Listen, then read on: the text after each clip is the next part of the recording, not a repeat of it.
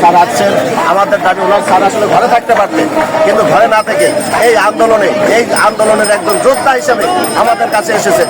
বর্তমান উপদেষ্টা, আগের উপদেষ্টা যে আমাদের বলছিলেন যে প্রত্যেকটা বাজেটে কিছু না কিছু আমাদের বাড়িয়ে দেবে, কিন্তু বর্তমান উপদেষ্টা মনে হচ্ছে উনি শিক্ষক বান্ধব উপদেষ্টা নন, উনি নিজে শিক্ষক হয়ে আমাদের বৈষম্যের চিন্তাও উনি করেননি। চিন্তাও না করে আমরা আন্দোলন করে কেন এই 20% বাড়ি ভাড়া যেতে যাবো। আজকে আন্দোলনের ফলে উনি 5% দিচ্ছেন। যদি ওনার সৎ ইচ্ছা থাকতো আন্দোলন না করে উনি বলতেন যে আজকে 5% দিচ্ছি, পরবর্তী বাজেটে আস্তে আস্তে আপনাদের এই যৌক্তিক দাবি আমরা মেনে নেবো, একসাথে নয়। এই ব্যাপারে একজন মুরব্বী স্যার এবং অসুস্থ স্যার এসেছেন। স্যার কোথা থেকে আসছেন? খুলনা থেকে। বলেন স্যার। আসসালামু আলাইকুম ওয়া রাহমাতুল্লাহি ওয়া বারাকাতুহু। আলহামদুলিল্লাহ, সালাতু ওয়াসসালামু আলা রাসূলিল্লাহ। আজকে 20% বাড়ি ভাড়া এবং মেডিকেল ভাতা পরামর্শ এই দাবিতে আজকে বাংলাদেশের শিক্ষক সমাজ তারা আজকে দীর্ঘ প্রায় 5 দিন আজকে 8 কষ্ট চলতেছে। তারা আজকে আজকে আমাদের সিআর আবরার, আমাদের শিক্ষা প্রতিষ্ঠা, তিনি যেভাবে অহংকার সুলভ কথাবার্তা বলছেন তাতে মনে হয় উনি শিক্ষক পরিচয় দেওয়া ওনাকে মানা কিনা বলে।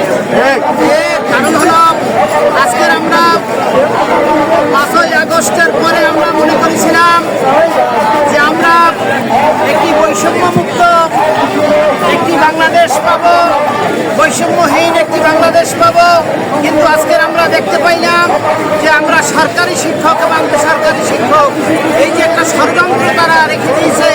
কারণ সরকারি শিক্ষক যা পড়ায় আমরাও তো তাই, কিন্তু দেখা গেছে যে আমাদের টাকা আমাদের দিতে পারে না, কিন্তু তাদেরকে দিতে পারে। তারাও 5% নেই, আমরাও 5% নেই, কিন্তু আজকের সিআর আবরার আমাদের শিক্ষক প্রতিষ্ঠা সে বৈষম্য আজকের এই আচরণের কারণে শিক্ষক সমাজ দাবি করছে যে তারা আজকে বাড়ি ফিরে যাবে না যতক্ষণ পর্যন্ত করে না দেওয়া হবে।